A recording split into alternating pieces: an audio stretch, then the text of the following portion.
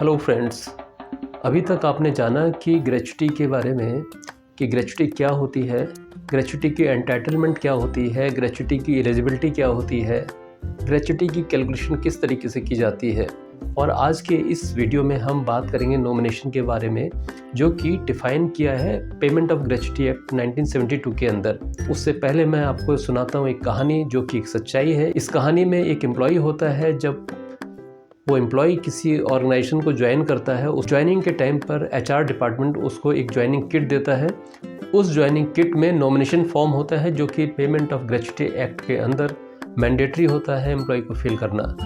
Joining के समय employ unmarried था, इसलिए उसने अपने परिवार के सदस्यों में से अपने फादर और अपने ब्रदर का नाम नॉमिनेशन में डाला था।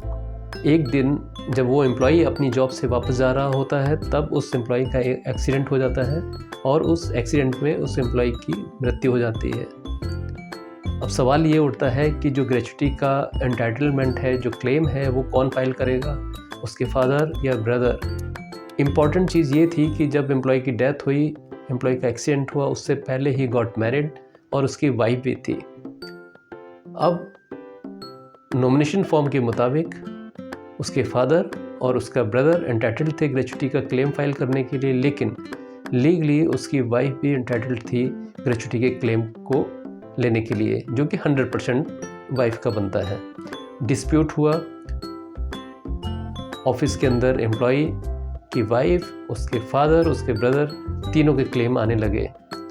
मामला काफ़ी पेचीदा था, काफ़ी संगीन था और इसको बड़ी मुश्किल से सॉर्ट आउट किया गया, क्योंकि कोर्ट प्रोसेस के थ्रू वाइफ को सर्टिफिकेट लेके आना था।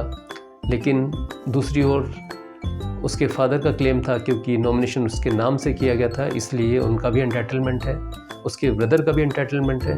तो ये सिचुएशन बड़ी कॉम्प्लिकेटेड हो जाती है। तो इन्हीं सभी चीज़ों को अवॉइड करने के लिए कि गॉड फॉरबिड ऐसी सिचुएशन ना बने, आज हम बात करेंगे नॉमिनेशन के बारे में, जो कि पेमेंट ऑफ ग्रेच्युटी एक्ट में सेक्शन 6 में डिफ़ाइन की गई है। सेक्शन 6 बात करता है नॉमिनेशन माने कि एम्प्लॉय अपनी ग्रेच्युटी का एलोकेशन किस तरीके से करना चाहता है। गॉड फॉरबिड अगर एम्प्लॉय की डेथ हो जाती है during the course of the employment, तो उसके नॉमिनेटेड फैमिली मेम्बर्स को ग्रेच्युटी का क्लेम मिल जाता है। ये एम्प्लॉय का डिस्क्रिशन होता है, एम्प्लॉय की इच्छा होती है कि वो अपनी ग्रेच्युटी को किस तरीके से डिस्ट्रीब्यूट करेगा, यानी कि वो किसी एक के नाम से 100% देना चाहता है या अपने फैमिली मेम्बर्स को उसकी एलोकेशन डिफरेंट तरीके से करना चाहता है। सेक्शन 2H में फैमिली की डेफिनेशन दी गई है, जिसमें मेल एम्प्लॉय, फीमेल एम्प्लॉयज़ के डिपेंडेंट्स कौन कौन लोग होते हैं जो डेफिनेशन में कवर होते हैं, और एम्प्लॉय उन मेंबर्स को नॉमिनेट कर सकता है।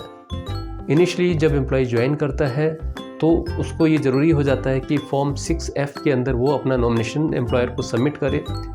फॉर्म D और E यूज़ किए जाते हैं, जहाँ पर फॉर्म D का यूज़ किया जाता है एम्प्लॉय अपने नॉमिनेटेड फैमिली मेम्बर्स में से हस्बैंड को एक्सक्लूड करना चाहता है।